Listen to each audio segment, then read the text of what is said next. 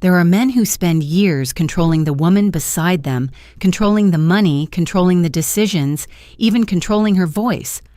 Over time, they start to believe something dangerous, that the woman they control will always stay silent, and that no one will ever stand up for her. But sometimes all it takes is one person stepping into the story, and suddenly the balance of power begins to change. People often say bullies only win when no one stands up to them.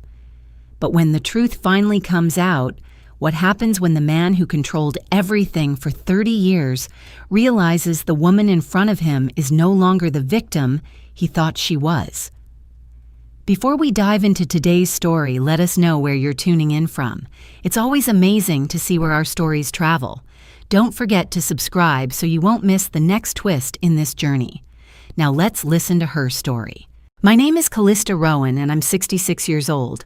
I live in Scottsdale, Arizona, where the desert stretches wide and quiet under a sky that seems bigger than anywhere else in the country.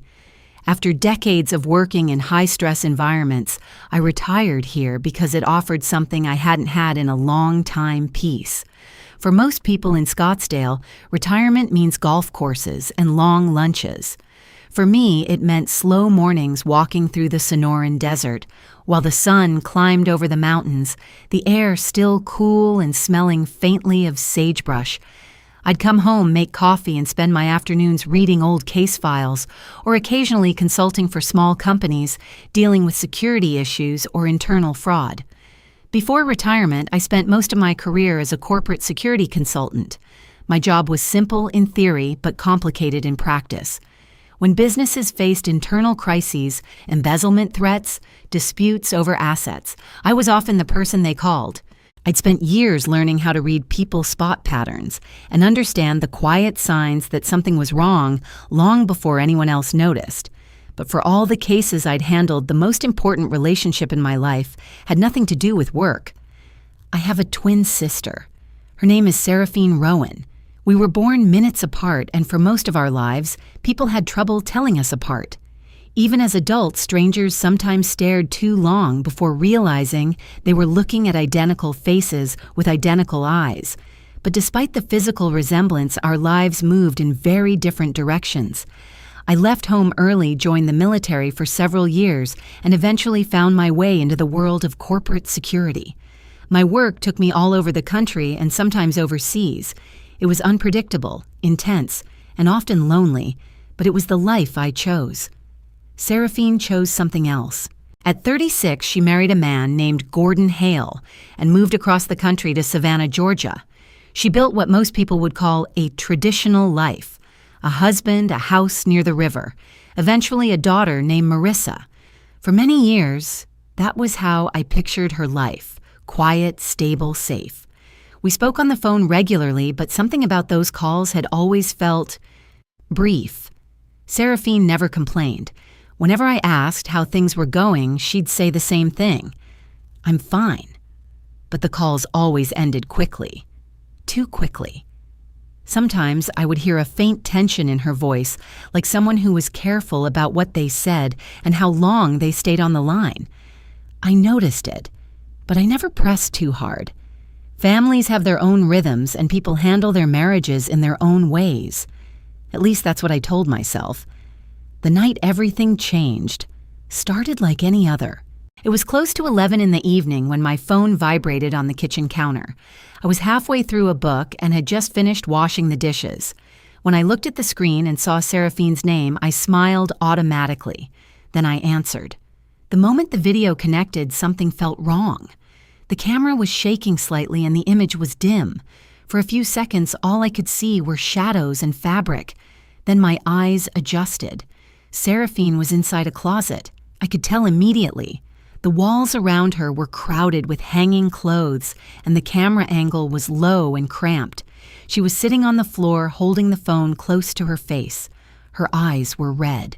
She looked terrified. "Callista," she whispered. I felt a cold weight settle in my chest. "What's going on?" Her voice trembled as she spoke. "Gordon locked the refrigerator tonight. He took all my bank cards. He says I have to sign some papers tomorrow." "What papers?" She swallowed hard. Transfer papers. For the house. The words came out in broken pieces like someone trying to speak without making noise. If I don't sign them, he says he'll have me committed. He says he'll tell the doctors I've been losing my memory. For a moment, I didn't say anything. I had spent decades studying people under pressure. Fear leaves a particular shape in someone's voice. Seraphine wasn't exaggerating. She was afraid. "How long has this been happening?" I asked quietly. She didn't answer right away. Instead, she stared down at the floor of the closet. When she finally spoke, the words came out almost like a confession. 30 years. I felt something inside me go completely still. 30 years. For 3 decades, Gordon had controlled the money. Seraphine didn't have a bank account of her own. Every check, every expense, every purchase went through him. She hadn't worked since the first year of their marriage. He didn't want her to. And over time, he had slowly cut her off from friends, from independence, from anything that might have given her options. Then she told me something else. Their daughter, Marissa, had married a man named Derek Cross several years earlier. Since then, Derek had become deeply involved in the family's finances.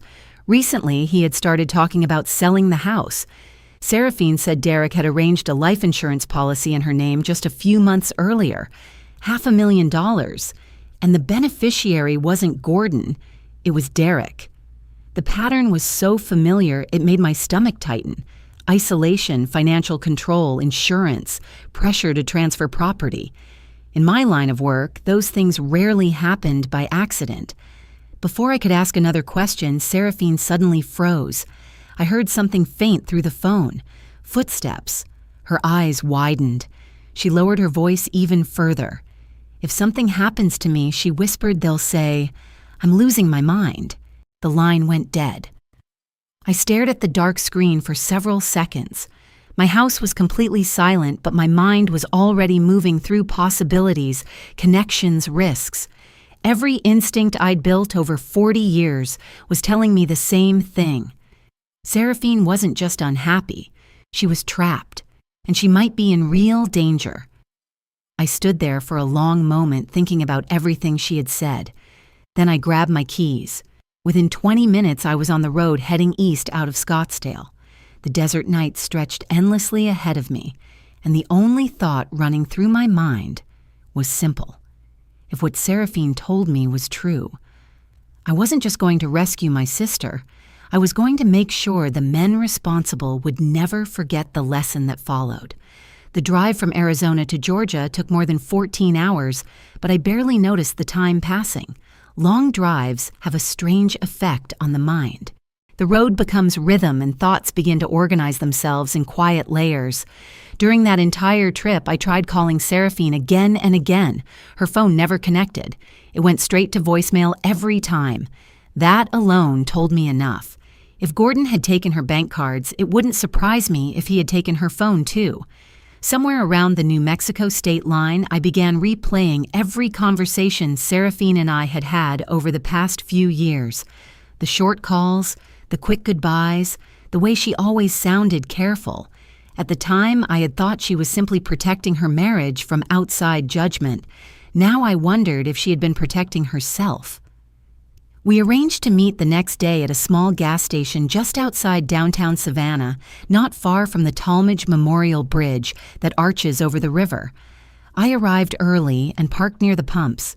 The air in Savannah was heavy with humidity, the kind that makes everything feel slower and thicker than the dry desert air I was used to. About 20 minutes later, an old sedan pulled into the lot. Seraphine stepped out. For a moment, I barely recognized her. She had always been strong-featured and confident, but the woman walking toward me looked smaller somehow. Her shoulders were hunched forward, and dark circles framed her eyes. She kept glancing over her shoulder as if someone might be following her. We walked inside the small diner attached to the station and sat in a booth near the back. For a while, neither of us spoke. Then the story began to come out. Gordon had controlled the finances from the beginning of their marriage. At first it had sounded reasonable, one person managing bills, keeping things organized. But over time, the control tightened. Seraphine wasn't allowed to have her own account. She wasn't allowed to take a job. Every purchase had to be approved, every outing explained. When their daughter Marissa married Derek Cross, things became worse. Derek was ambitious and obsessed with money. Within a year, he had inserted himself into every financial decision Gordon made. That was when the conversation about the house began. Seraphine reached into her purse and pulled out a thick envelope. "I took this from Gordon's desk," she said quietly. Inside were several documents, letters from a development company, maps, and planning proposals. As I read through them, the picture became clear. Seraphine's house wasn't just a house. It was sitting on land that had become extremely valuable. A resort development was being planned along the Savannah River, and the property where the house stood was right in the middle of the proposed expansion. The projected value of the land alone was close to $4 million. But Gordon had been telling Seraphine that the house was worth maybe $200,000. The difference between those numbers told me everything I needed to know.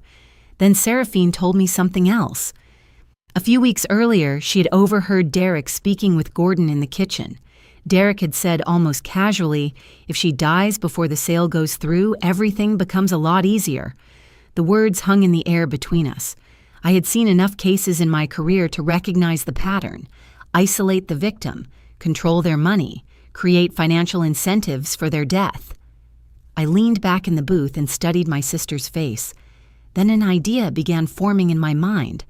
"Seraphine," I said slowly, "how many people in Savannah know you have a twin?" She blinked in confusion. "Almost no one." That was exactly what I was hoping she would say. I looked at her carefully. Despite the years and the exhaustion in her eyes, we still looked almost identical. Same bone structure, same voice, same height. What if I said quietly, "You didn't go back to that house"? She frowned. "What do you mean? I mean you stay somewhere safe. A hotel, somewhere Gordon can't find you." She stared at me, and the house, I met her gaze. "I go instead." It took her several seconds to understand what I was suggesting. "You're serious?" she whispered. I nodded. "If Gordon and Derek think you're still there, they'll keep acting the same way. They'll keep talking. They'll keep making plans. And you think you can handle them?" I almost smiled. After 40 years of dealing with corporate criminals and manipulative executives, 2 greedy men in a house by the river didn't frighten me. "I don't just want to handle them," I said. "I want to understand exactly what they're planning." Seraphine hesitated for a long moment. Then slowly she nodded. The plan was simple. She would check into a hotel under my name, and I would go back to the house, not just to protect my sister, but to step directly into the middle of the trap Gordon and Derek had been building for years. Because if I was right about what they were planning, the only way to stop them was from the inside. The last time I saw Seraphine before we separated, we were standing in the parking lot of a quiet motel just outside downtown Savannah. The late afternoon air was thick and warm, the kind of humidity that clings to your skin and makes everything feel heavier than it should. For a moment, we simply stood there studying each other. Even after all these years, the resemblance was almost unsettling. We had already changed clothes. I was wearing one of Seraphine's blouses and the same simple jeans she usually wore around the house. She had taken one of my jackets and pulled her hair back the way I normally did. Then we worked on the details. We adjusted our hairstyles so they matched exactly. We practiced the small differences in posture and tone that Gordon would expect from her. Seraphine showed me the way she moved through the house, the way she spoke when Gordon was around. Quiet, cautious, never challenging him directly. She told me which cabinets were locked, which rooms Gordon didn't want her entering, where he usually kept the keys. Before we left the motel, we agreed on a few strict rules. Seraphine would stay there under my name. She would not contact anyone from her family, not Gordon, not Marissa, not Derek. No phone calls, no messages. If Gordon suspected anything unusual, the entire plan would collapse, and I would take her place. I watched her walk toward the motel entrance, her shoulders still tense, but for the first time there was a faint look of relief in her eyes. Then I got into her car and drove toward the house near the river. By the time I reached the neighborhood, the sky was beginning to darken. Savannah has a different feeling at night compared to the desert towns out west. The air smells like water and moss, and the old trees cast long shadows over the streets. The house looked exactly like it had in the photos Seraphine once sent me years ago. 2 stories, pale, siding a wide porch facing the river. To anyone passing by, it looked peaceful. I parked the car in the driveway and walked up to the door. The moment I stepped inside, I heard Gordon's voice from the living room. "You're late." He didn't even look up at first. Then his eyes moved toward me, scanning quickly in the casual way someone does when they've spent decades around the same person. Apparently, I passed the first test. Gordon pointed toward the kitchen floor without saying another word. "Clean that up." I followed his gesture and saw a small trail of dirt across the tile. The command came so naturally, so casually, that for a second, I almost forgot the role I was playing. But Seraphine had warned me. This was how he spoke to her.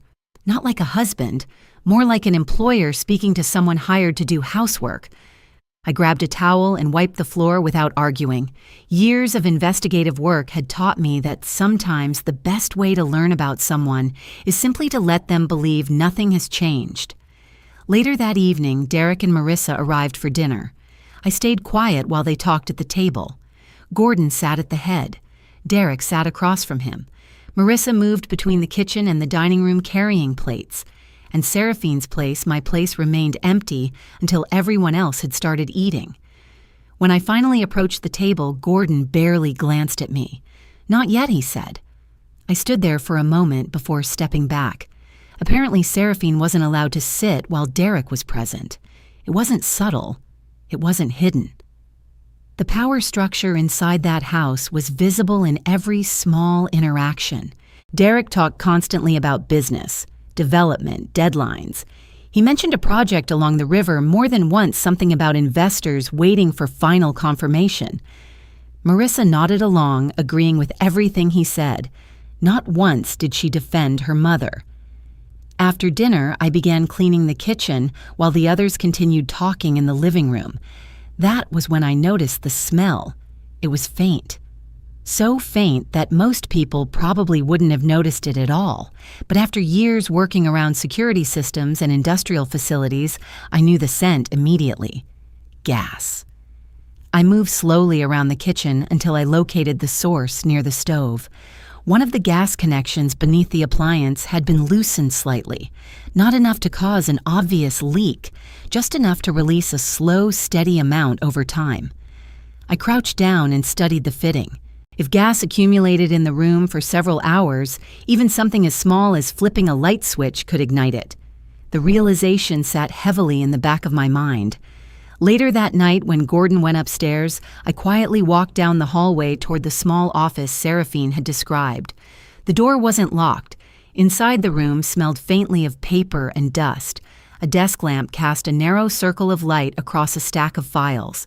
I searched carefully, opening drawers one by one. Most of the documents were ordinary bank statements, bills, insurance forms. Then I found the policy. The life insurance contract was printed on thick paper, neatly filed in a folder near the back of the cabinet. The value was just under $500,000, and the beneficiary listed on the final page was Derek Cross. Not Gordon, Derek.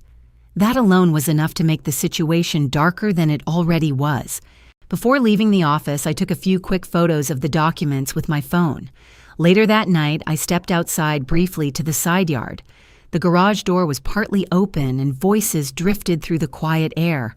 Gordon and Derek. I stayed close to the wall and listened. "We can't drag this out much longer," Derek said. "The developers want the paperwork finalized before the next phase." Gordon's voice was lower. "She'll sign eventually. And if she doesn't..." There was a pause. Then Gordon said something that made the silence feel colder. "We'll handle it." I waited until they moved deeper into the garage before slipping back inside. The room where Seraphine slept wasn't upstairs with the rest of the bedrooms. It was in the basement. The space was small and windowless, with a narrow bed against one wall. Seraphine had told me she'd been sleeping down there for years. I lay on the mattress staring at the ceiling. Above me, the house was quiet, but my mind was already piecing together the pattern. Whatever Gordon and Derek were planning, it wasn't just about persuading Seraphine to sign papers.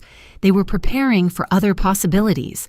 And the man who believed he controlled every detail of that house had no idea that the woman sleeping in the basement tonight was not the same person he had controlled for 30 years. The next few days were spent observing. In my previous career, gathering information had always been the most important step. People reveal their intentions through routine, through habits they repeat without thinking. So I watched. I paid attention to when Gordon woke up when he left the house and how often Derek stopped by. Within 2 days, I began noticing a pattern. Every morning before leaving, Gordon walked into the kitchen and checked the stove, not just casually. He leaned down, inspected the gas line, and turned the knob on the valve slightly before straightening again. It was a deliberate routine, which meant the leak I had discovered wasn't something he had overlooked. Later that week, Derek and Marissa came over for dinner again. I kept my voice soft, my posture slightly withdrawn, just as Seraphine had described. Gordon expected her to be quiet, and I had no reason to change that expectation yet. While they ate, Derek talked about the development project along the river. "They're not going to wait forever," he said. "Once the next phase starts, the landowners who haven't signed yet are going to lose their leverage." Gordon nodded. "We'll have it handled." Marissa chimed in from the kitchen. "Mom just needs to stop being stubborn." The casual way she said it made something tighten in my chest. That night, after Gordon went to bed, I returned to the kitchen. The smell of gas was faint again. I crouched down and inspected the connection more closely. The valve had been loosened in exactly the same position as before. It was precise. Whoever adjusted it knew exactly how much pressure would escape without causing immediate alarm. If enough gas collected in the room overnight, one spark from the stove could ignite it. An accident. At least that's what it would look like. Later, I slipped back into Gordon's office. This time I opened the locked cabinet at the bottom of the desk. Inside were several printed emails. They were between Derek and a real estate company involved in the resort project. One message caught my attention immediately. Derek had written, "The current owner is being difficult, but the situation will likely resolve soon. Resolve soon." The phrasing was careful, but the meaning behind it felt clear. The next evening, I stepped outside to throw away a bag of trash near the garage. The door was slightly open again. Gordon and Derek were inside. "The investors are pushing," Derek said. "We need the title transferred before they move forward." "She'll sign," Gordon replied, "and if she keeps refusing." There was a pause long enough that I could hear the hum of the refrigerator inside the house. Then Gordon said quietly, "Everything is already in place." Derek didn't ask what he meant. He simply nodded. I returned to the basement later that night with a clear picture forming in my mind. 3 facts stood out above everything else. The land under that house was worth millions. Derek stood to gain financially if Seraphine died, and the gas line in the kitchen had been deliberately loosened more than once. Taken separately, each detail might have been explained away. Together, they told a much darker story. Gordon and Derek weren't relying on just one way to take control of that property. They were preparing for several. And unless something changed, soon Seraphine's life was sitting directly in the middle of all of them. By the 4th morning in that house, I understood something clearly. Watching alone would not be enough. For several days, I had moved quietly through Gordon's routines, speaking only when necessary, keeping my eyes lowered the way Seraphine usually did. It allowed me to observe things most people would never notice. But observation had limits. If Gordon and Derek believed Seraphine remained passive and frightened, they would move slowly, carefully. They would keep their plans hidden until the last moment. What I needed was movement. I needed to force them to react. So I decided to introduce something unexpected into their world: money. The idea came to me during breakfast while Gordon sat across from me reading the newspaper. His coffee cup rested beside his elbow, and the kitchen window was open just enough to let the warm Savannah air drift inside. I kept my voice calm. "Someone called me yesterday," I said quietly. Gordon didn't look up at first. "Who? A man named Paul Whitaker. He used to work with my uncle years ago. He said an investment my uncle made in my name was finally settled." That caught his attention. Gordon lowered the newspaper slowly. "What kind of investment?" I shrugged, pretending uncertainty. "I don't know exactly. He said it might be a large amount, maybe a few $100,000. For a moment, Gordon simply stared at me. Then something changed in his expression. For the first time since I entered that house, he looked interested. Not irritated, not impatient. Interested. "What kind of investment?" he repeated, leaning forward slightly. "I'm not sure yet," I said.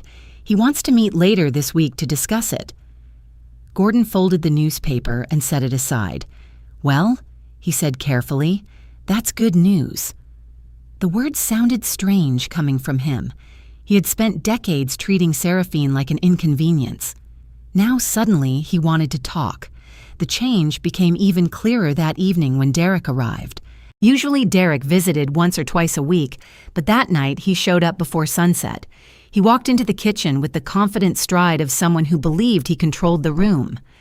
"I heard there might be some money coming in," he said, pulling out a chair. "Gordon must have called him." I kept my tone cautious. "It's not confirmed yet." "How much are we talking about?" Derek asked. "I'm not sure. Maybe a few $100,000.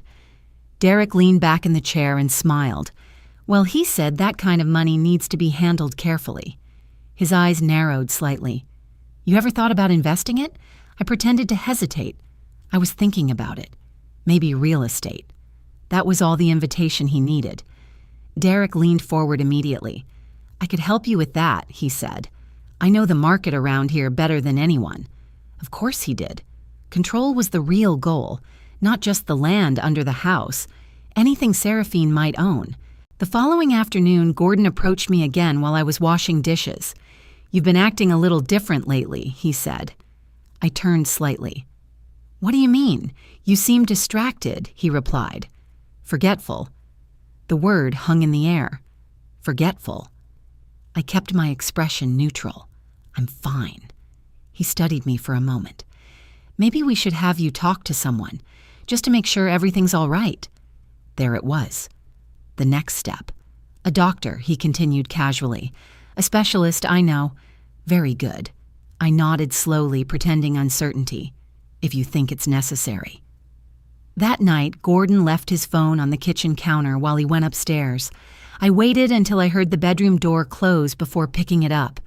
The message thread with Derek was easy to find. One message stopped me immediately. "If the doctor confirms she isn't mentally capable, we can request guardianship." Guardianship. Another message followed beneath it. "Once we have that, the property transfer will be simple."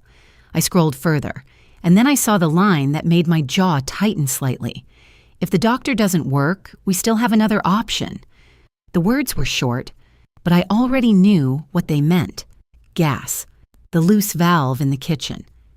I set the phone back exactly where Gordon had left it. By the end of that week, Gordon approached me again while we were sitting in the living room. "I made an appointment," he said. "For what?" "The doctor."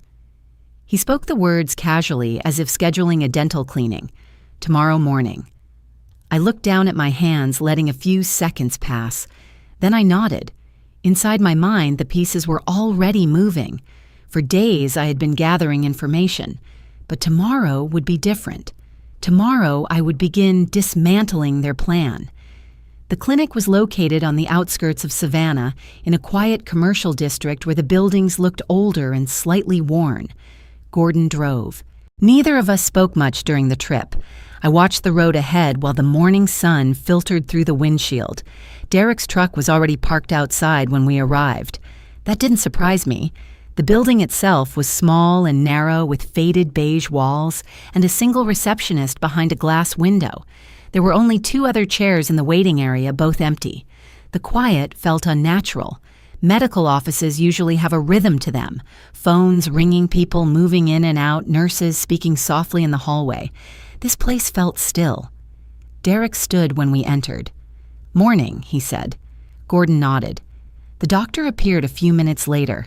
He was a thin man in his early 50s with tired eyes and a stiff handshake. He introduced himself quickly and gestured toward a small examination room down the hall. Inside, the space felt even more cramped than the waiting area.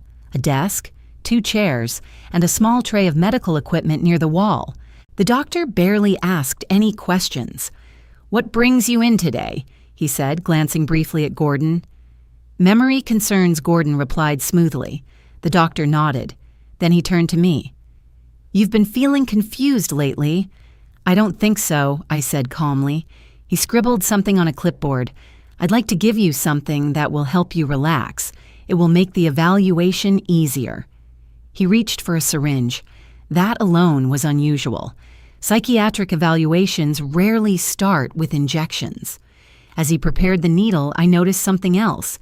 Derek had moved closer to the door, not blocking it completely, but close enough that leaving the room would require passing him. That was when I understood the full shape of the situation. This was never meant to be an evaluation. This was meant to create a record, a medicated patient, a confused patient, a patient who could be declared legally incapable. The doctor turned toward me with the syringe. "Just a small injection," he said. I reached out and gently caught his wrist. He froze. Our eyes met. "I know about your gambling debts," I said quietly. The room went completely silent. The doctor blinked. "What Florida?" I continued. "2 casinos near Tampa, several unpaid loans." His face drained of color. Gordon frowned. "What are you talking about?"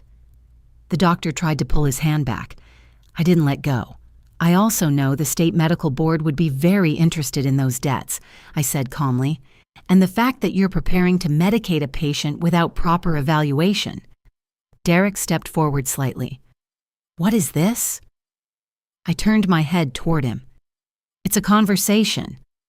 The doctor slowly lowered the syringe. "You don't understand," Gordon said sharply. "Oh, I understand perfectly," I replied. Then I looked back at the doctor. "You have 2 options," I said quietly. "You can continue with this plan and risk losing your medical license once the authorities learn about your financial history." I paused. "Or you can write an honest note stating that the patient you examined today shows no signs of cognitive impairment." The doctor's eyes moved between me, Gordon, and Derek. He was calculating, weighing the risks. Finally, he stepped back toward the desk and set the syringe down.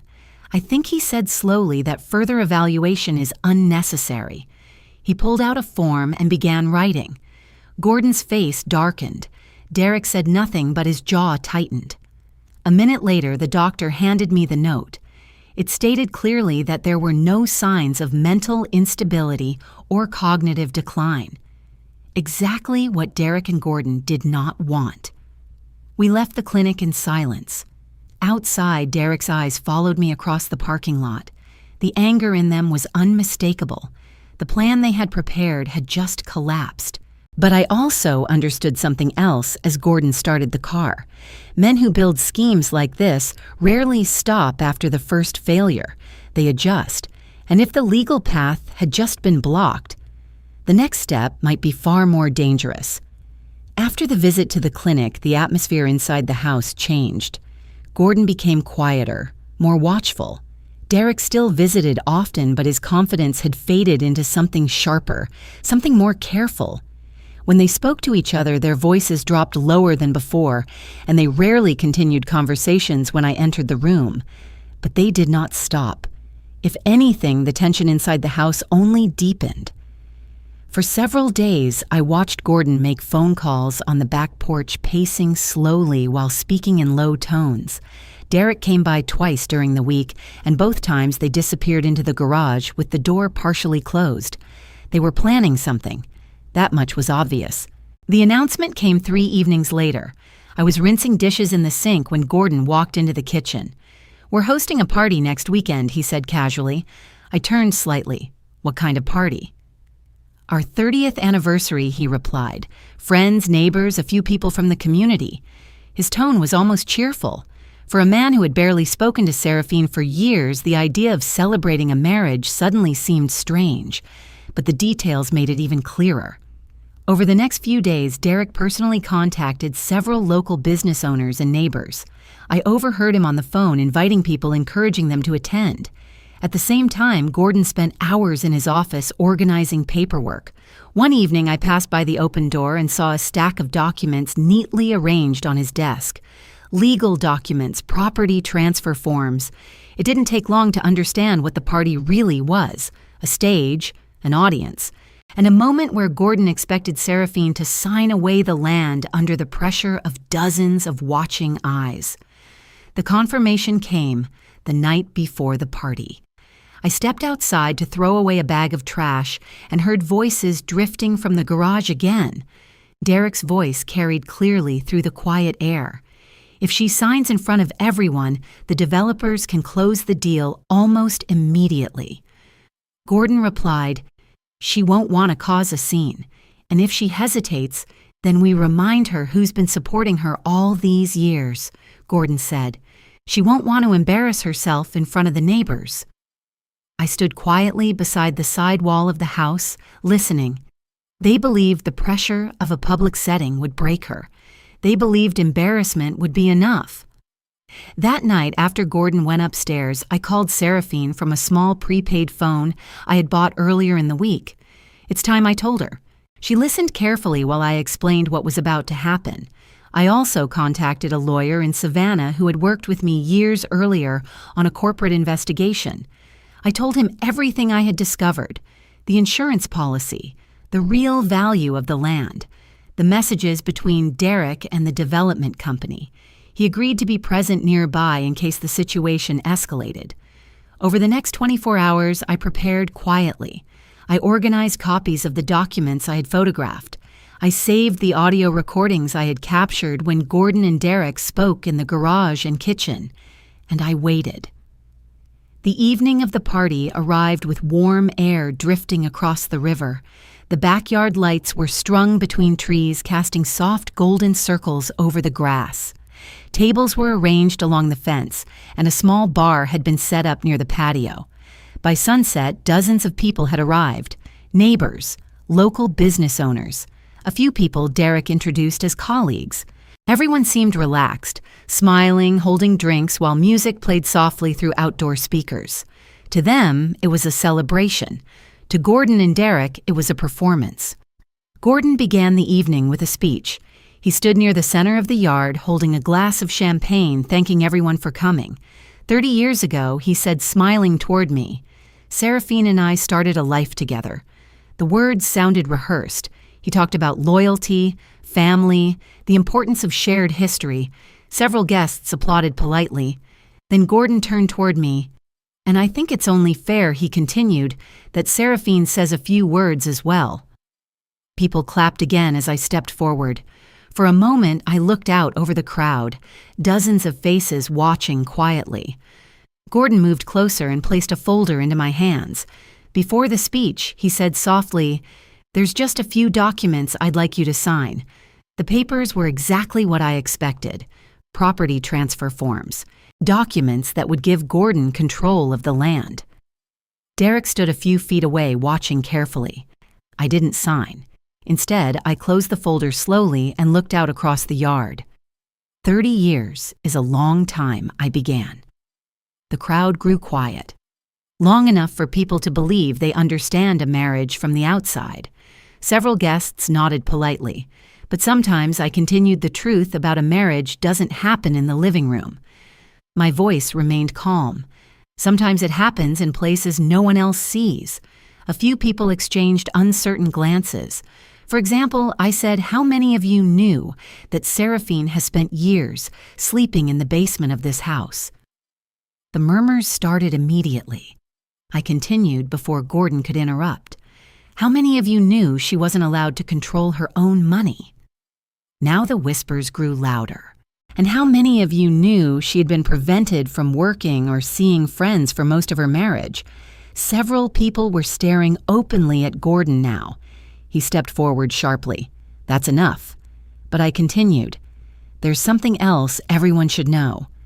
I lifted one of the documents from the folder. "The land under this house isn't worth $200,000. I looked directly at Gordon. "It's worth nearly $4 million. Gasps rippled through the crowd. Then I spoke again. "And there's also a life insurance policy on Seraphine, $500,000. I turned toward Derek, and Derek Cross is the beneficiary. The silence in the yard became heavy. Finally, I pulled out my phone and pressed play. The recording of Derek's voice filled the air. If she doesn't cooperate, we'll find another way to deal with it. When the recording ended, the entire yard was silent. Gordon stepped forward, his voice sharp. "Turn that off." I lowered the phone slowly. "The truth," I said, "is that this story still isn't finished. Every eye in the yard was fixed on me. And what you're about to hear next will explain exactly how I know everything you've just heard." For several seconds, no one moved. The backyard lights hummed softly above us while the river breeze rustled through the trees. Then I removed the glasses Seraphine usually wore. "I'm not Seraphine," I said. The words landed heavily in the silence. "My name is Callista Rowan." A ripple of confusion spread through the crowd.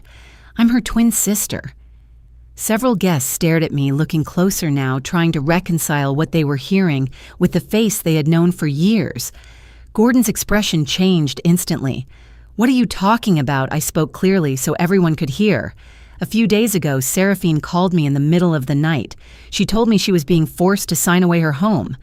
I paused. "Because we look identical, I came here in her place." Murmurs spread through the crowd. I wanted to see for myself what had been happening in this house. I turned slowly, looking from Gordon to Derek, and what I found confirmed everything she feared. At that moment, the back gate opened. Seraphine walked into the yard. She looked stronger than the woman I had met at the gas station days earlier. Her posture was steady and her eyes were clear. Beside her stood the lawyer I had contacted. The reaction was immediate. Gordon's face drained of color. Derek stared as if he had seen a ghost. Seraphine stepped forward until she stood beside me.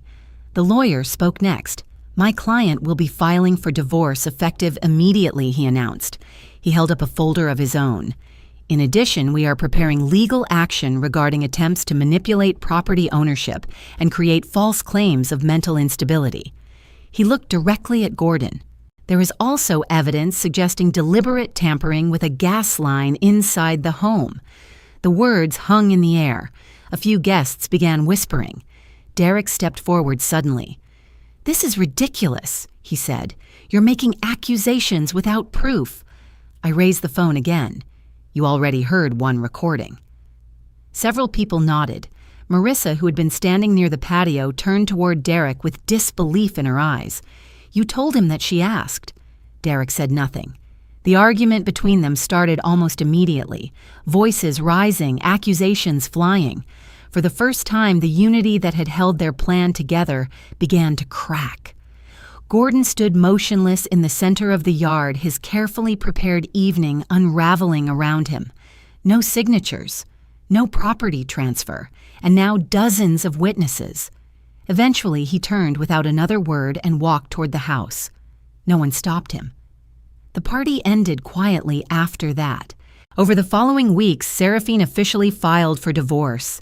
The legal process to reclaim full control of the property moved forward quickly, especially once the development company learned the truth about the land.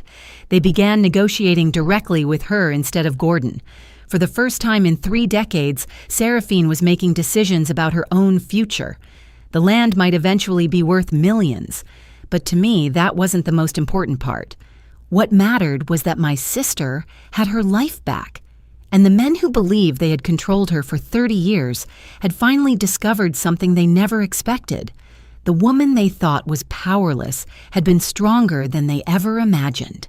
Sometimes when a story ends, what stays with us isn't the confrontation, the documents, or even the truth finally coming into the light.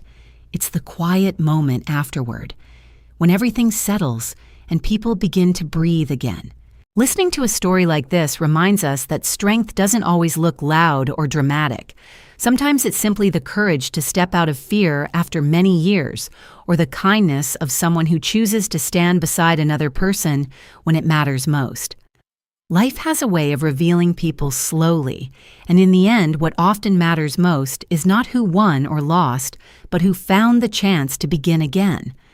Stories like this also remind us that families, like all human relationships, can carry both pain and healing.